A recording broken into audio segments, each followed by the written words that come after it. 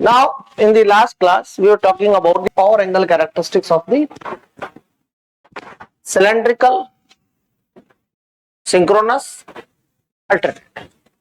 Okay, this was the equivalent circuit diagram I have given you, and I have also told you again and again that if I want to find out the voltage equation or the current equation or the power characteristics of a synchronous cylindrical motor, what I have to do, I have to just reverse the current direction.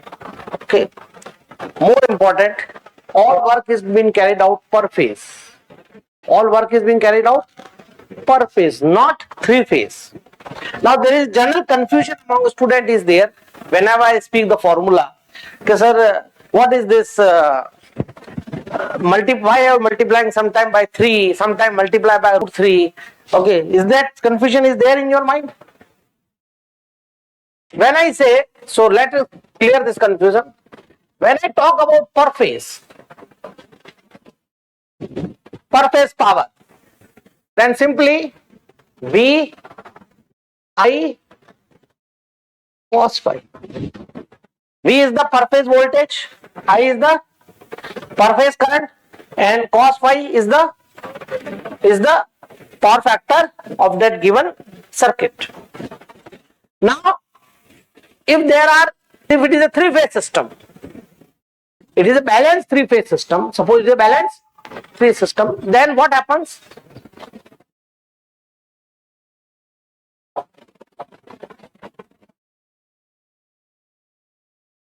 Calculated power for one phase, and I am assuming the other phase are also same, identical. Then what I will do, I will simply multiply 3 VI cos phi, and I got the three phase power. This is your one phase or single phase power, while this is all multiply the per phase power multiply by 3, you will get the three phase active power. Similarly, you can got the three phase reactive power. What will be the reactive power? This is your active power, active per phase power. Active unit क्या होती है इसकी unit क्या होगी? This is the one concept. Now the second concept, suppose I am giving a three-phase system with a terminal voltage and current. Terminal voltage है, अब terminal होगा तो क्या होगा? Phase two phase. जैसे ये आपका थ्री फेज सिस्टम है,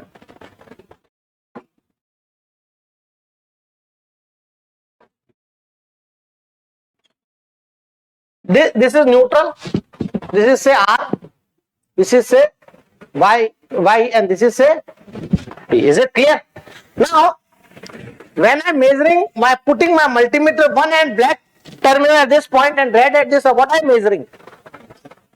What I am measuring? Which voltage I am measuring?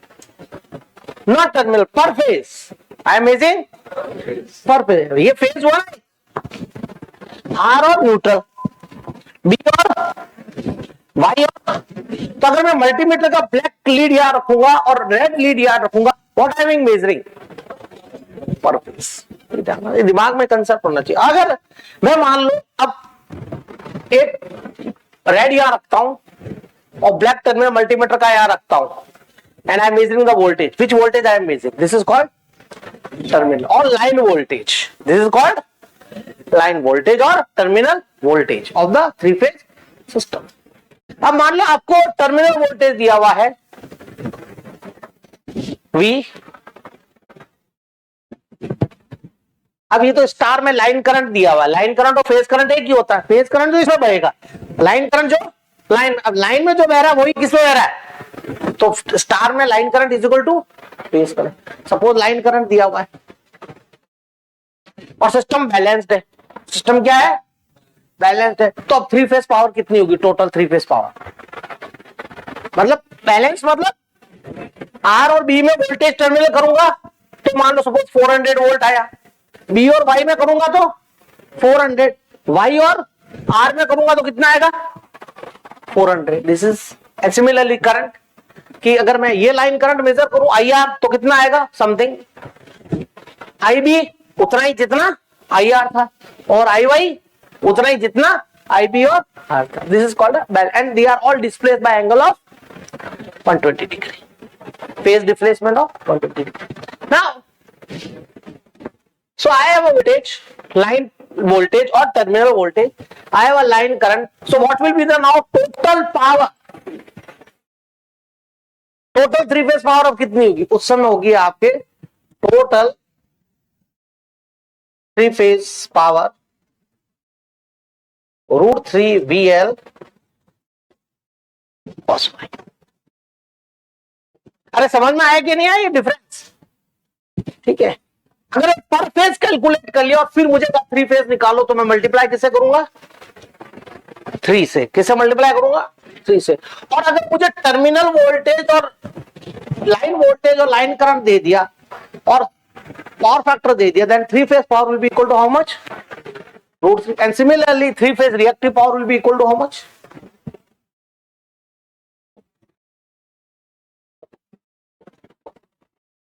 √3 VL और V और I और VL मान लो VL IL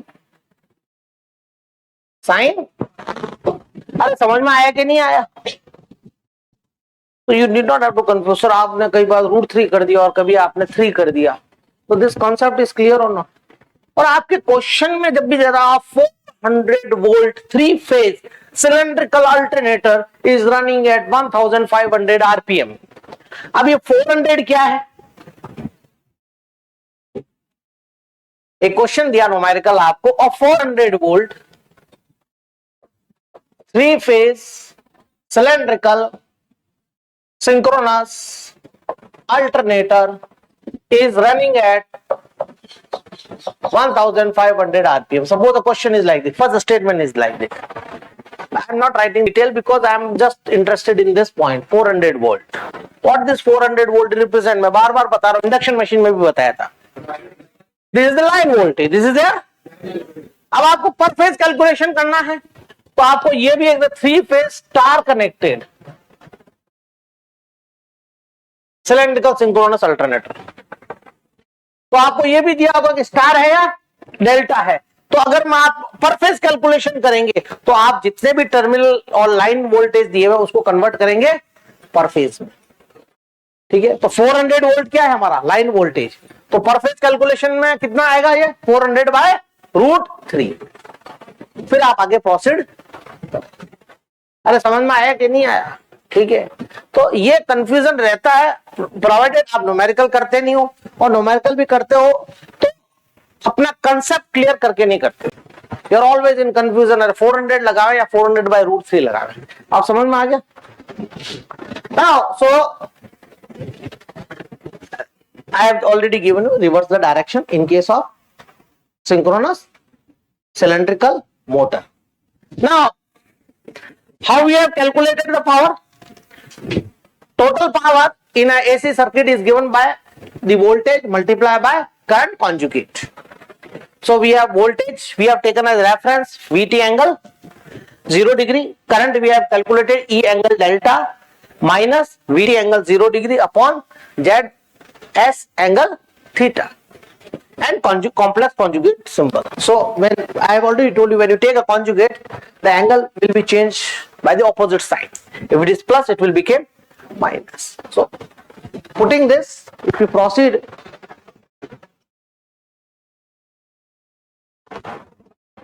what you get, you will get this much of the total power. Then to find out the each component means total power has two components. What are that? What are that components?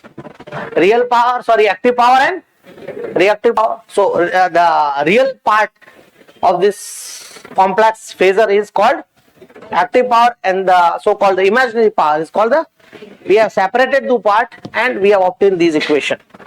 Okay, just what we have done, we have first of all taken cosine part and second time we have taken sine part. Then we have made certain assumptions. अब देखिए scientific assumptions कोई ऐसा नहीं है कि बस कुछ कर लो, सबकी वैलिडेशन है, प्रैक्टिकल वैलिडेशन है। ये पाया गया कि जो आर्मेचर रेजिस्टेंस है वो आर्मेचर रिएक्टेंस से बहुत ही बहुत बहुत बहुत बहुत कम होता है, तो प्रैक्टिकल पर्पस के लिए आप उसको नगण्य मान सकते हैं। ये होता है, मान लो एक्सेस आपके निकलता है 200 ओम, तो ये होता है आपके 0.1 ओम। कितना होता है? क्या 0.1 ओम बड़ा है? मान लो मैं कहूं आपको टोटल एडिशन 200.1, तो आपके मान लो बाजार आप सामान खरीदने गए, ठीक है, स्मार्ट बाजार में, और बिल बना 200 रुपए 10 पैसे, कितना? तो कितने काटेगा आपके? तो धंधे में भी 10 पैसे को नेग्लेक्ट किया कि नहीं किया? इज इट क्लियर कि यार क्या है? इवन आजकल तो आप रेगुलर हो ग्राहक के दुकान में, मान लो 202 रुपए हुए, ठीक है, ये स्मार्ट बाजार वाले नहीं काटते, लेकिन लोकल जो हमारे होते हैं मोहल्ले में गलियों में जो दुकानदार 202 तो 2 रुपए छोड़ देगा, लो सर ये 500 रुपए दिए तो आपको 300 रुपए वापस दे देगा, ठीक है। लेकिन स्मार्ट बाजार और वहां जाओगे तो आपको कितने देगा? कितने देगा? 298 रुपीज। कितने देगा? 298। वो तो पूरा हिसाब करेगा, ठीक है। खैर कोई बात नहीं, तो हमने नेग्लेक्ट किया, नेग्लेक्ट में हमने आरएस, तो जेडएस हमारा क्या हो गया? एक्सेस। और उससे हमारी क्या इक्वेशन आई उसको देखना है। दो इंपॉर्टेंट इक्वेशन आई कि एक्टिव पावर क्या वैल्यू है? E is known as excitation voltage, E VT sine delta upon Xs. Now these E, VT, XF remain constant. We called it as P max. We called it as P max. Therefore, it is clear that power, active power in a cylindrical alternator is directly proportional to sine of excitation angle. Sine of excitation angle. तो ये excitation angle अब किस पे depend हो गया? Excitation पे। किस पे? और excitation जो है वो क्या है? हमारा फील्ड वाइंडिंग। फील्ड वाइंडिंग का वोल्टेज करंट जो है वो हमारा एक्साइटेशन, तो उस पर डिपेंड। आगे हम देखेंगे कैसे। रिएक्टिव पावर को भी सिंप्लीफाइड किया तो कितना निकला? E VT cos delta upon XS minus VT square upon XS. This is clear और नॉट? अब देखिए ये फॉर्मूला आप न्यूमेरिकल करेंगे तो आपको याद भी रखना चाहिए, लेकिन कंसेप्ट क्लियर है तो मान लो कहीं कंफ्यूजन हो गया यार, जेडएस आएगा, केवल वीटी आएगा या वीटी स्क्वायर आएगा, ये आएगा, तो उस समय आप इमीडिएटली डिराइव कर सकते हैं। अच्छा कुछ है ना आपका एप्टीट्यूड, साइंटिफिक एप्टीट्यूड भी काम आएगा। जैसे मान लो आपको कंफ्यूज होना है यार यहाँ पे वीटी था या वीटी स्क्वायर था, अगर ये याद है तो देखो यहाँ किनका प्रोडक्ट हो रहा है? दो वोल्टेजेस का। किनका? दो वोल्टेजेस का। Voltage multiply by voltage divided by certain impedance, reactance, whatever may be. Similarly this term, तो हमारा मैथमेटिक्स का नियम है कि सिमिलर आइटम्स में ही सब्सट्रैक्शन या एडिशन हो सकता है। Is it clear? तो ये अगर प्रोडक्ट वोल्टेज है तो यहां पर भी क्या होना चाहिए? कुछ वोल्टेज का स्क्वायर या आपको दो वोल्टेज होने चाहिए। हमें मालूम है दो वोल्टेज नहीं होते, सिर्फ वीटी होता है, तो वीटी का क्या हो जाएगा? स्क्वायर। अरे समझ में आया कि नहीं आया? तो ये ऐसे कंफ्यूज हो रहे हैं, सिंपली वीटी होगा या वीटी स्क्वायर होगा। अरे मैथमेटिक्स के स्टूडेंट तो सिंपल है, यहाँ प्रोडक्ट आ रहा है तो यहाँ भी प्रोडक्ट आएगा, स्क्वायर होगा, नीचे इंपीडेंस है, यहाँ पे भी क्या होगा? मैंने आपको दो केले दिए, उसके बाद एक सेब दी, उसके बाद फिर दो केले दिए, बताओ आपके पास कितने केले? क्या केले में सेब ऐड कर सकते हैं? तो सेम थ्योरी इज हियर।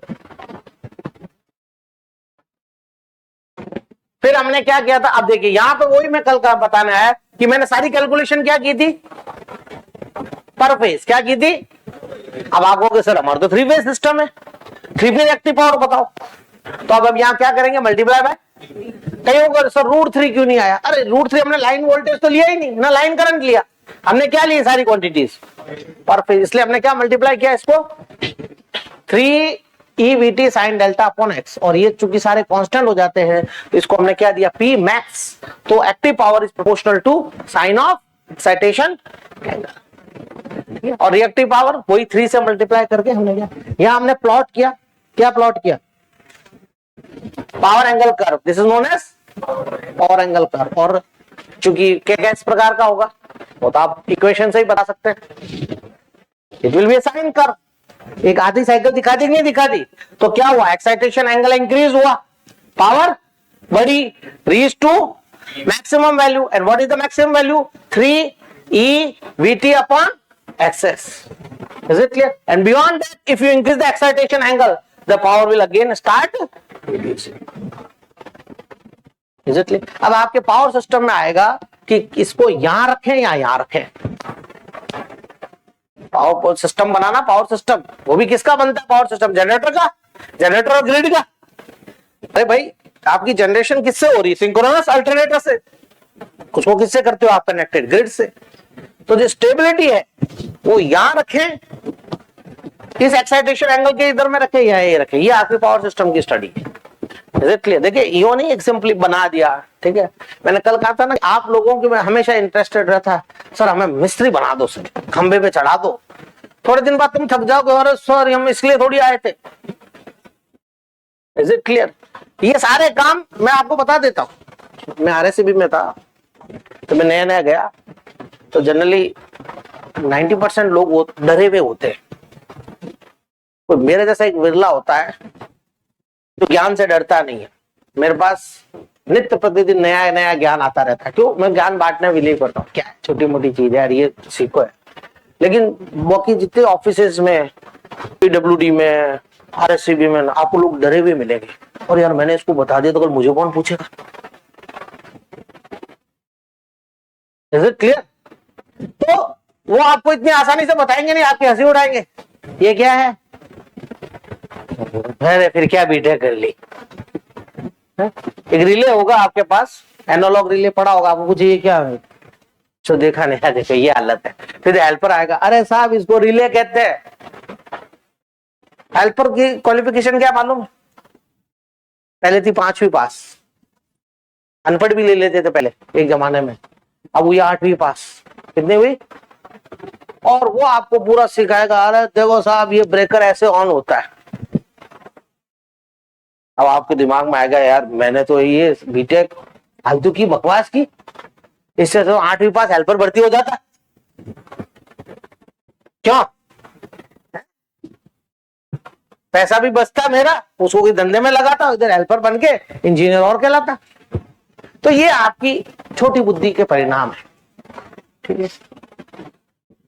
इतना ही सोच सकते हो ना, दूर सोच ही नहीं सकते। अरे यार हेल्प 5वीं पास सब जान गया RSCB सब स्टेशन चलाना, तो मैंने ये 11वीं की 12वीं की IIT JEE मेंस दिया, CTA के लिए रीप दिया, वो दिया, ये second year, first year, second year, third year में ये दबे परेशान कर रहा है, फाइनल में करेगा। ये किस लिए? क्यों गुप्ता? ये विचार है तुम्हारे सबकॉन्शियस माइंड में। नार्को टेस्ट करा दो तो सबके निकल जाएगा। जब सर 8वीं पास सब स्टेशन चला सकता है 132 220 kV, तो हम इंजीनियर्स की क्या जरूरत है? क्यों हम 75,000 rupees per semester per year दे रहे हैं? क्यों नहीं? देखिए वो सारा जो ऑपरेशन है ना, operation and maintenance, these are all of 6 month training. These are all of training. आपको भी बता दूं, आप जैसे इसकी कोई आपको ट्रेनिंग हुई क्या स्विच ऑन करने की, या ये रेगुलेटर ऑन करने की? किसी ने बताया? अंगुली को ऐसे कर, वैसे कर, बंद हो जाएगा, ऐसे कर ऑन हो जाएगा। रेगुलेटर को घुमा दे 1 2 3 4, देख ले कहां स्पीड तेज है, ठंडी हवा। Is it clear? ठीक है। अब ये है, आप लोग तो कमजोर लोग जो आते नहीं हो, ये आता है, ये है क्या? कुछ नहीं, ये 8 पास गेम है। आपने खोलना है, ये करना है, ये करना है। आपका एप्टीट्यूड इतना अच्छा का फास्ट कर लेते हो। उस हेल्पर को वो चीज सीखने में उसकी पूरी जिंदगी गुजर गई। Is it clear? You have such an aptitude if you develop. जरूरी नहीं है, ठीक है, कि आप उस काम को 6 महीने में सीख सकते हो, और उससे पहले भी सीख सकते हो अगर आप प्रॉपर ट्रेनिंग के थ्रू गुजरो। हमारे यहाँ पे भी एनालॉग रिले है कि नहीं पावर सिस्टम में? देखिए नहीं देखिए, डिजिटल रिले भी और एनालॉग। अगर आपने रिले देख ली, उसका फ्लैग देख लिया, उसके नीचे कैसे सेटिंग होती है, रीसेट कैसे करते हैं, कैसे ट्रिप होती है, एक एल्यूमिनियम डिस्क होती है, वो अगर आपने देख लिया, इट इज वेरी यार सिंपल है। You got my point? So you have the more chances to innovate, to give more things to your working professional. मैं आप क्या करता हूं, टीचिंग तो एक सब कर ले। आज मान लो इसको टीचिंग में आना है, प्रतिभा को, प्रतिभा है वैसे, प्रतिभावान है, कहीं से इधर उधर सेटिंग करके आ गए, ठीक है, करना क्या है, ठीक है। कुछ ऐसे भी हमारे टीचर है, आप खुद परखे भी होंगे, शायद पढ़े भी होंगे, किताब लेकर आ जाते हैं, रीडिंग कर ली, ओके ठीक है फाइन गुड, तो आर्य को भी लगेगा यार बड़ी गजब जॉब है यार, कुछ नहीं करना, आओ कुछ भी लिख डालो, कुछ भी बोल डालो, और हो गया काम। क्यों है कि नहीं मिनारिया?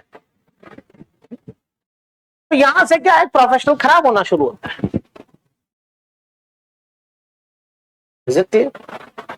अब आपको जो मैं चीजें बता रहा हूं, मैं अनुभव के साथ बता रहा हूं, आप मान रहे हो कि नहीं मान रहे हो, ये बात आपकी बुद्धि की लेवल की बात है। मैंने अभी जैसे सब स्टेशन बनाया, it is not my work, मैं एकेडमिक ऐड हूं, मैं एकेडमिक बातें करूं, लेकिन मैंने अपने इंजीनियरिंग का प्रयोग करके आपको सब स्टेशन देखा नहीं? देखा तो देखना। आज जैसे उसने सोलर लाइट लगाई, अब वो देखो मुझे बेवकूफ बना रहा था, नहीं उसको ये नहीं मालूम किससे पाला पड़ा।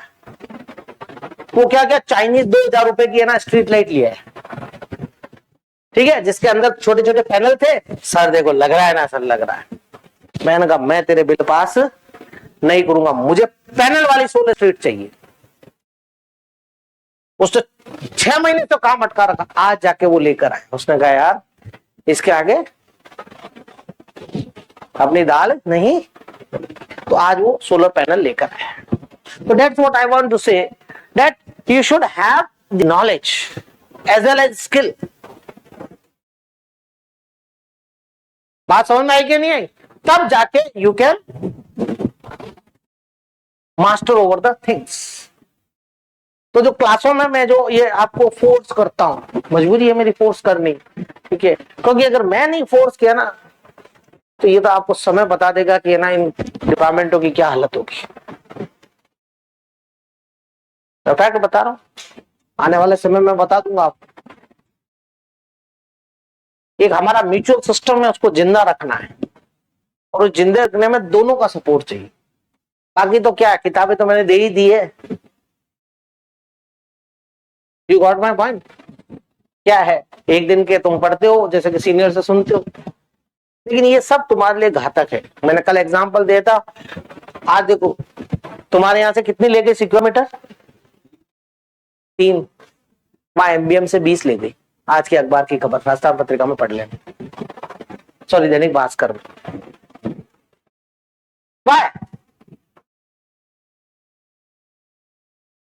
अब आप कहोगे सर वो एमबीएम का नाम है, इसका थोड़ा कम नाम है, ये ऐसा, ये सब तुम्हारे इलॉजिकल है। वहां कहीं ना कहीं तुम्हारे यहाँ 3 लोग पढ़ रहे थे, वहां कितने पढ़ रहे थे? हालांकि वहां भी कोई बड़ी बात नहीं है, वहां पे भी तुम्हारे जैसी स्ट्रेंथ है 400 लोगों की, लेकिन फिर भी वहां थोड़े मेहनत वाले ज्यादा निकल गए, क्योंकि सारा गेम देखो हार्डवर्क का है, श्रम नहीं परिश्रम। किसका है? परिश्रम। श्रम को आप सिस्टमेटिक वे में करेंगे तो वो क्या कहलाएगा? परिश्रम। अब क्वेश्चन तो आ ही रहा है, रोजाना श्रम कर ही रहा है, चित्रांशु भी आ रहा है, लेकिन इसका ये श्रम सिस्टमेटिक रेगुलर है। मैंने ये एक दिन आता है, 2 दिन गायब हो जाता है। इसके मित्र तो सेलिब्रेशन मॉल में मिलते हैं। विष्णु ही अपने नई बीमारी की खोज रहा है कि अभी कुछ दिन पड़े हैं 27 तारीख तक, सोचता हूं पहले तो कुछ और बीमारी दे दी, अब कल से नहीं आने की कौन सी बीमारी, 1-2 दिन में मिली नहीं इसको कोई बीमारी। अभी अखबार पढ़ेगा आज एमबी अस्पताल में किन लोगों की ज्यादा भर्ती हो रही है।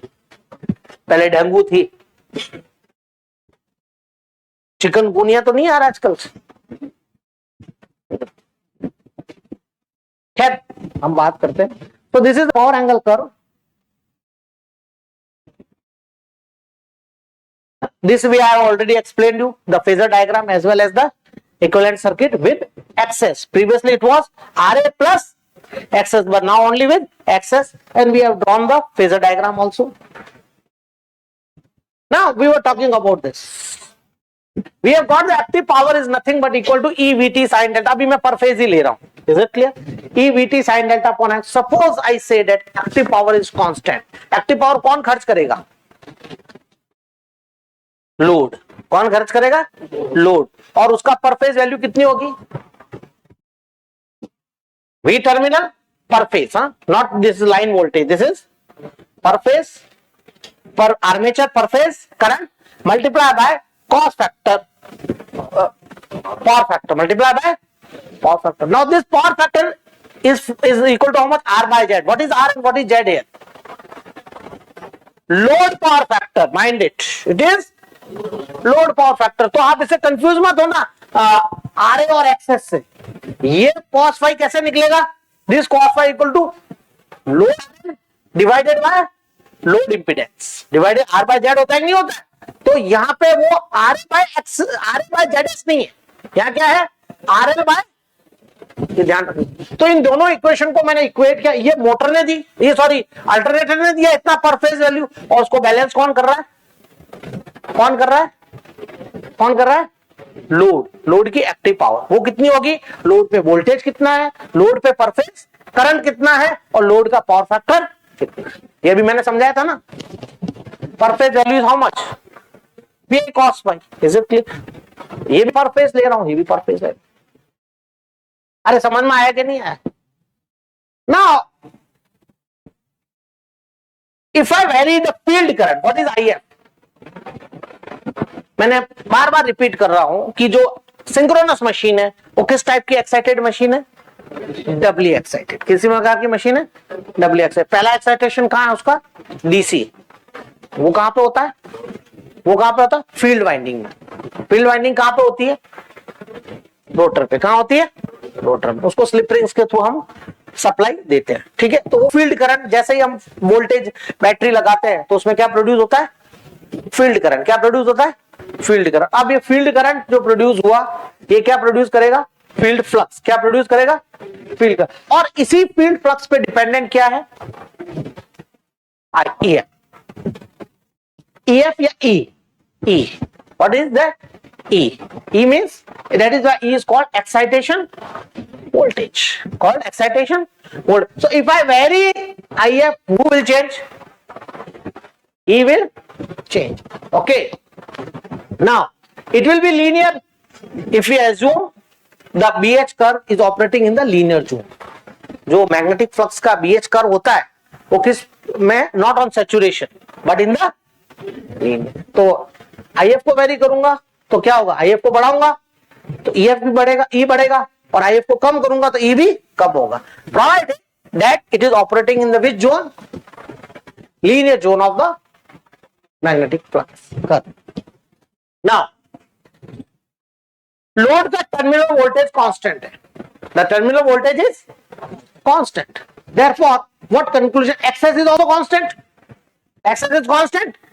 तो उसका पैरामीटर है मशीन का, उसका आप बदल थोड़ी. एक बार मशीन डिजाइन की, एक्सेस कांस्टेंट हो गया. तो अब देखिए VT कांस्टेंट है, EX कांस्टेंट है, तो वेरिएबल कौन सा टर्म रहा? E sin delta. इधर देखिए VT कांस्टेंट है तो वेरिएबल कौन सा हो गया? IA cos phi. So E sin delta is equal to constant and EA cos phi is equal to constant. Two conclusion we are getting. अरे समझ में आया कि नहीं आया? Now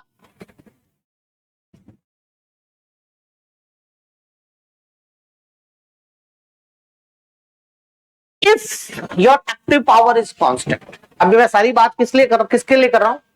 Keeping active power to be constant, that is P is to be constant. Then what will happen? Okay, so what I will get?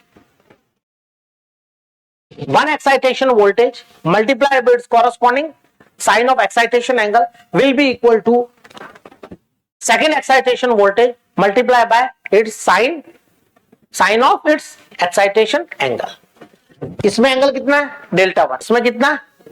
इसमें excitation voltage कितना है, इसमें कितना है E2। मींस कुल मिला के आप एक्साइटेशन एंगल को चेंज, अगर आपका लोड पावर कांस्टेंट है, मान लो मैंने लोड कांस्टेंट का क्या मतलब हुआ ये बताओ पहले बात तो, मैं बार बार कह रहा हूं P is equal to constant, इसका मतलब क्या हुआ, मान लो मैंने एक 3 बल्ब लगा दिए 3 फेज में 500 वॉट के, कितने लगा दिया, अब मैं इनको चेंज नहीं करूंगा भाई, तो हमेशा 500 वॉट ही रहेगा, लोड क्या हो गया, P is equal to constant. अब मैं P कांस्टेंट के समय मैं क्या कर सकता हूं, अगर मैं एक्साइटेशन करंट को चेंज करूंगा, एक्साइटेशन एंगल चेंज होगा, इज इट क्लियर, साथ साथ में एक्साइटेशन वोल्टेज भी चेंज, लेकिन E sine delta 1 will always remain constant.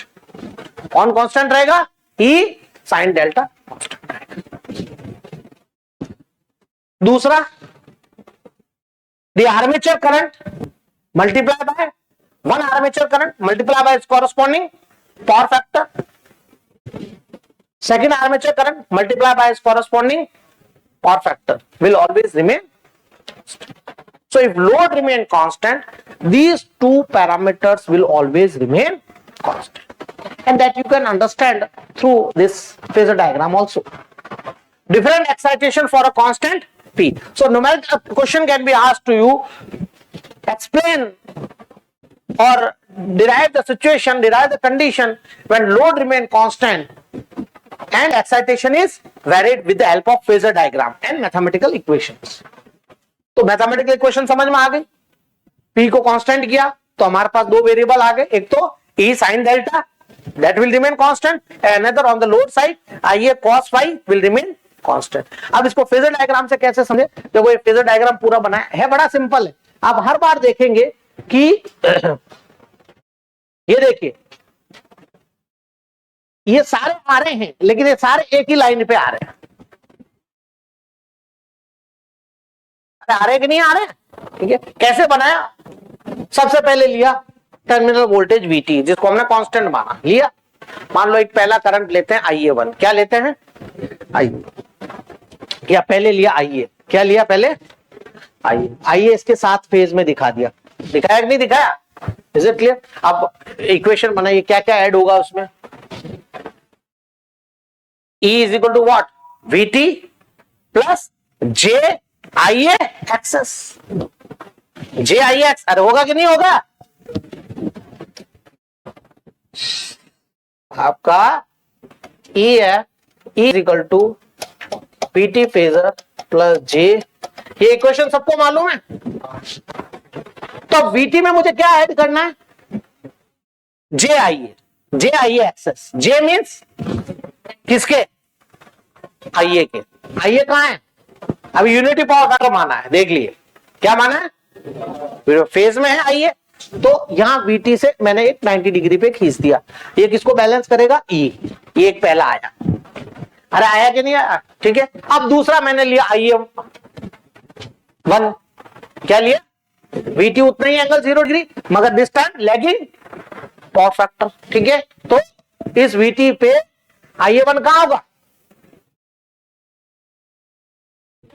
इससे 90 डिग्री, अरे होगा कि नहीं होगा, ठीक है। इसके 90 डिग्री पैरेलल चलते रहो, पैरेलल चलते रहो, देखो ये आ गया, अरे आया कि नहीं आया, इज इट क्लियर। और ये किसको बैलेंस करेगा फिर, E1 को किसको बैलेंस करेगा, अरे समझ में आया कि नहीं आया, ठीक है। और हर बार देखेंगे कि आप जब इसका कंपोनेंट ये E है, अब E का एक कंपोनेंट परपेंडिकुलर कंपोनेंट क्या होगा, E साइन डेल्टा, वो हमेशा क्या आएगा, कांस्टेंट, आ रहा है कि नहीं आ रहा, कांस्टेंट, देख लो दिस, इसका लो इतना, इसका लो इतना, इसका लो। तीसरा करंट हमने क्या लिया, IA2, इस बार क्या लिया, IA2 लीडिंग, क्या लिया, देखो आपको वो भी कंसेप्ट क्लियर हो रहे हैं। You can be asked to draw, अच्छा जब आपको पूछे ड्रॉ, अब इसकी तरह आप है ना, ये तो समझाने के लिए है कि E साइन डेल्टा कांस्टेंट है, लेकिन आपको एग्जाम में क्वेश्चन पूछे draw the phasor diagram of an cylindrical synchronous alternator operating at A, unity power factor B, lagging power factor C, leading power, तो तीनों के अलग अलग डायग्राम बनाना, वरना यूं नहीं कि सर ने तो एक वो दिखाया था मिक्स, सारा मिक्स बना दिया, पता कर तू अब कौन सा लीडिंग है और लैगिंग है और यूनिटी है, फिर एग्जामिनर भी ऐसा पता करेगा कि आप गुम हो जाओगे।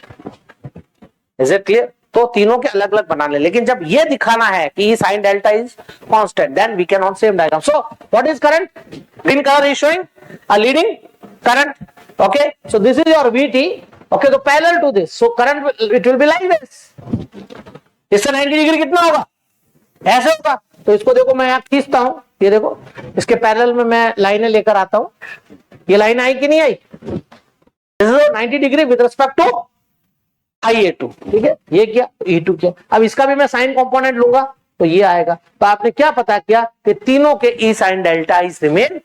So phasally we have proved that if the load remain constant, if the load power remain constant, okay, E sin delta will remain, and same is true for the your so called the IA cos phi also. If you take the component IA1 cos phi, IA2 cos phi or IA cos phi, they will always remain. So we have phasally proved that if load is remain constant, then these two components will also remain constant, though for different excitation voltage and different excitation angle.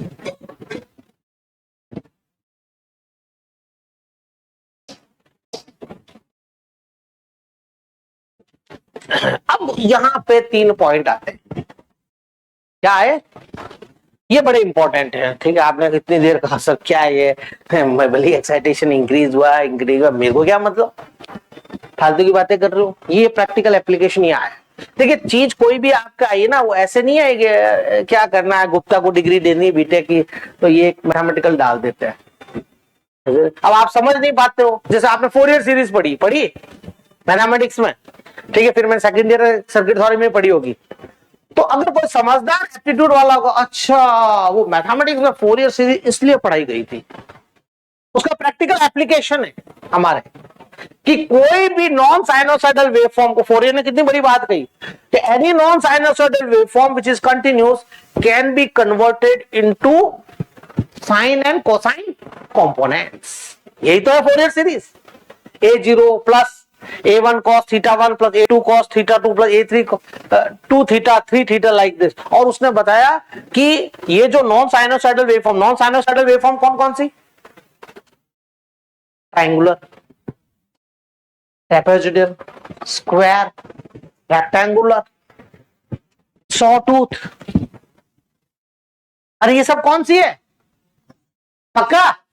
कैसे मैं बोल रहा हूं इसलिए कह रहे हो है? उसने बताया। अब उसकी एनालिसिस कैसे करें इक्वेशन, तो उसने एक तरीका बताया कि इन सबको हमें ना साइन और कोसाइन कंपोनेंट में कन्वर्ट कर सकते हैं। वही करते हो तुम। A0 एवरेज वैल्यू भी आती है, डीसी वैल्यू जिसको कहते हैं, फिर कोसाइन कंपोनेंट, और उनमें कोसाइन में भी कंपोनेंट में क्या होते हैं उसने बताया कि बिगड़ती क्यों है ये, मूल क्या है? साइनोसाइडल, और उससे बिगड़े हुए रूप क्या है? स्क्वायर। भले आपको स्क्वायर हो, लेकिन फोरियर की लैंग्वेज में ये सब बिगड़े हुए। स्क्वायर और कौन से? ट्रायंगुलर और सॉटूथ, ट्रेपेजोइडल, ये सब बिगड़े हुए रूप है। क्यों बिगड़े हुए रूप है? वो कहता है कि जब आप इसको डिकम्पोज करेंगे साइन और कोसाइन टर्म में, तो इनमें फंडामेंटल कंपोनेंट भी आएगा और इनके मल्टीपल्स भी आएंगे फ्रीक्वेंसी के, theta, 2 theta, 3 theta, 4 theta, 5 theta. उसने उसको नाम दिया हार्मोनिक्स। क्या नाम दिया? हार्मोनिक्स। तो हार्मोनिक्स क्या करते हैं? वेवफॉर्म को डिस्टॉर्ट करते हैं। डिस्टर्ब तो करते ही हैं, डिस्टॉर्ट, थोबड़ा बिगाड़ देते हैं। Is it clear? बड़े आदमी से भिड़ोगे तो क्या होगा? Is it clear? 50 किलो का आदमी मान लो 100 किलो के आदमी से भिड़ेगा तो क्या होगा?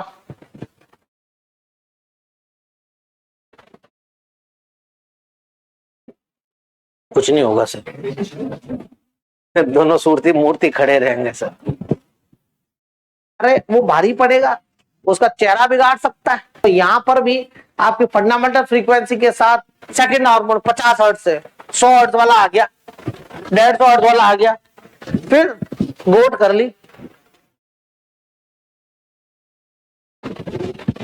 तो ऐसे ही तो तुम्हारा ये जो तुम्हारा नेचर बनता है, ये कहते थे हॉस्टल में रहते हो, वहां पहले घर में रहते थे, माता पिता टोकते थे, ये नहीं करना वो नहीं करना, हॉस्टल में आए सब एक जैसे, ये भी करो, पटाखे भी छोड़ो, ये भी छोड़ो, वो भी करो, धूम मस्ती, वो मस्ती, गालियां बोलना, वो पीना, वो खाना, वो पीना, वो, अरे सब कर रहे हैं यार।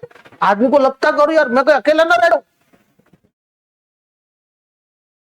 कौन से संस्कार, कैसे संस्कार, ठीक है। तो वो सब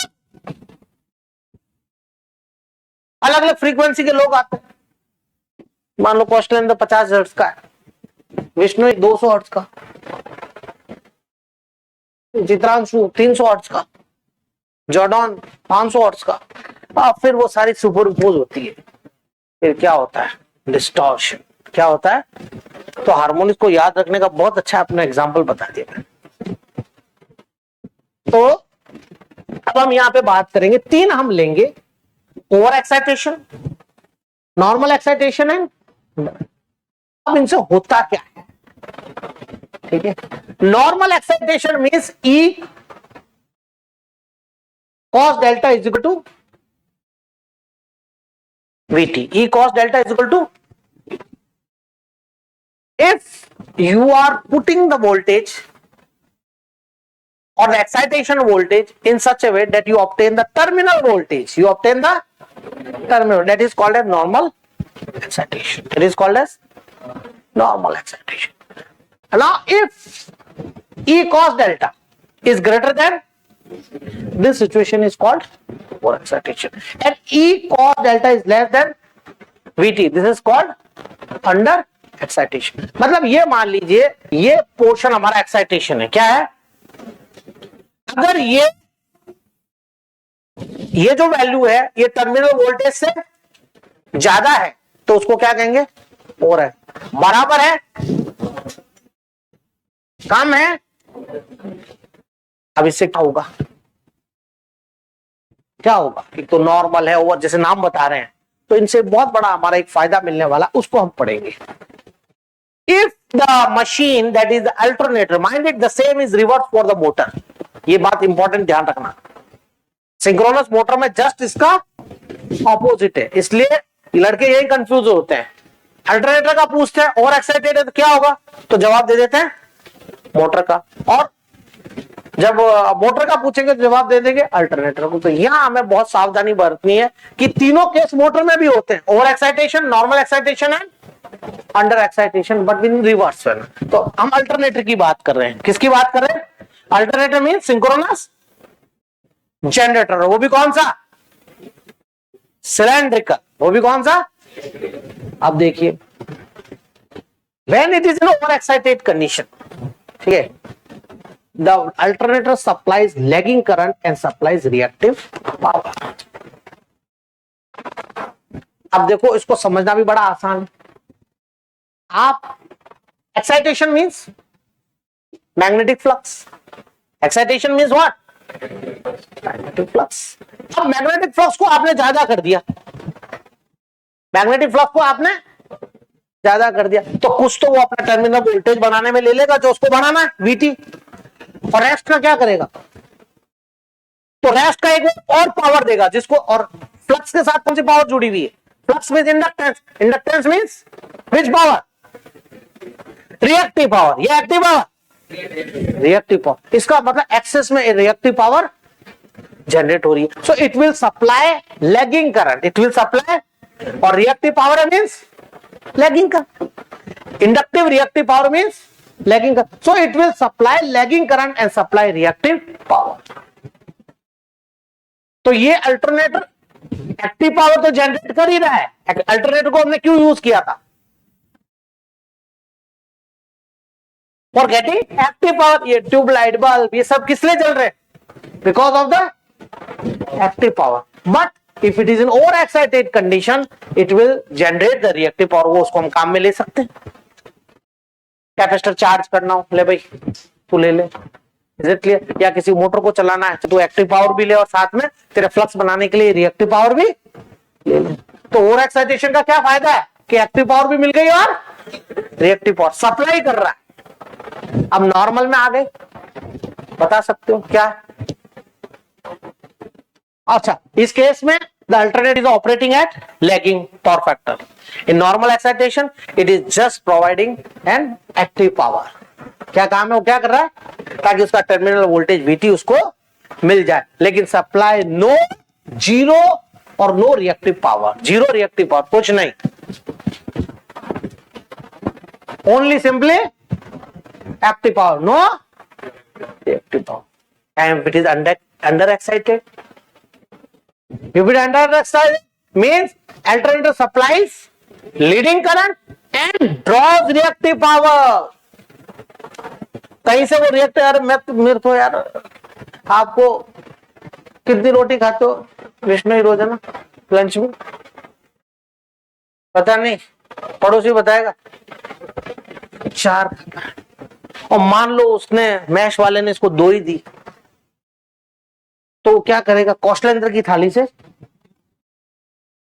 कौशलेंद्र दे दे यार, तबीयत खराब है, गंभीर बीमारी से जूझ रहा हूं, 2 रोटी वहां से लेकर अपनी पूर्ति करेगा, ठीक है. तो वो का वो हालत है, it is under excitation.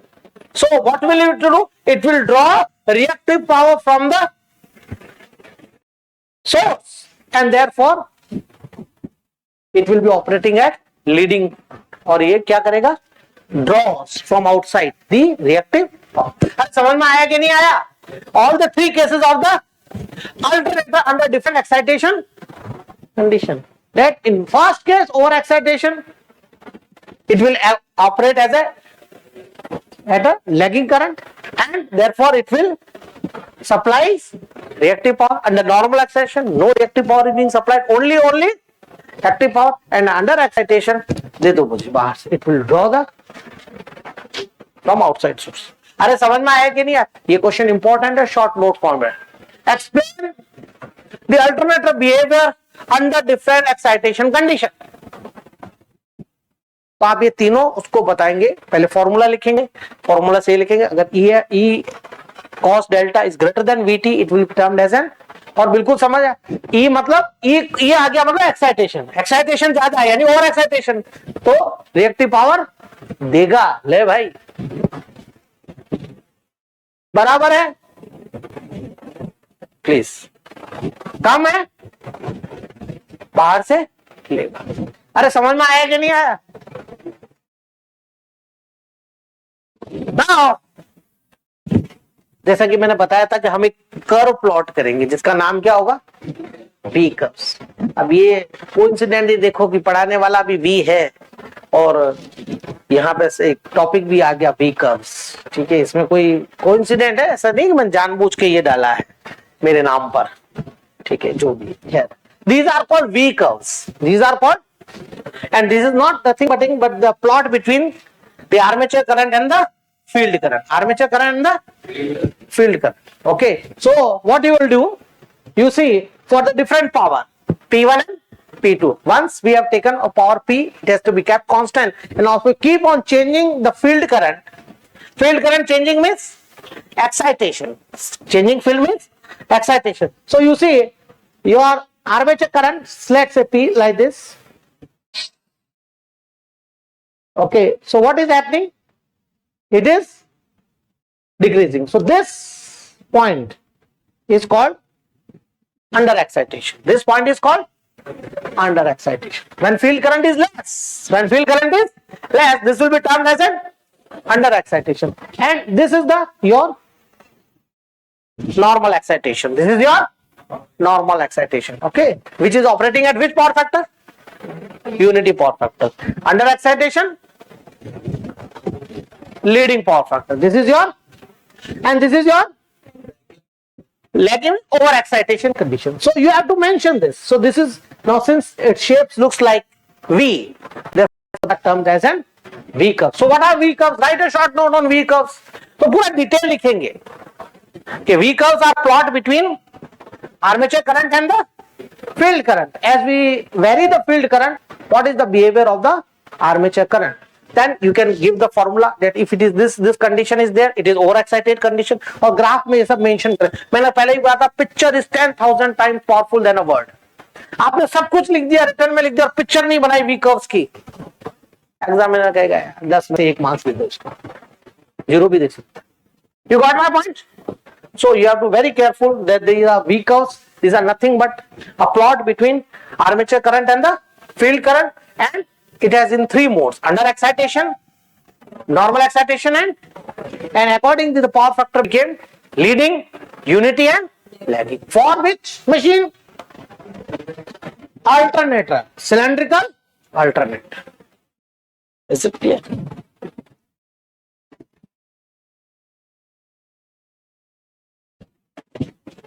Now, this is the numerical is there. So let me read this numerical. We will do it tomorrow, but let me read numerical. What is written? A three phase. So it is very clear. It is a three phase machine.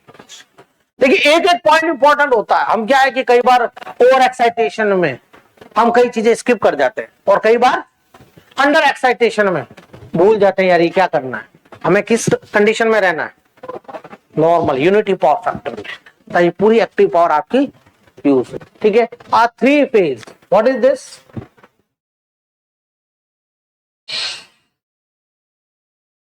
Now mind it. Just as transformer rating is in always there in volt ampere or bigger unit kVA or more bigger unit MVA, the alternator rating is always in volt ampere, kVA, MVA और simply volt ampere. ठीक है, ये चीज ध्यान रखना, किसकी what में होती है और किसकी वोल्ट एम्पियर में होती है. Generator always is in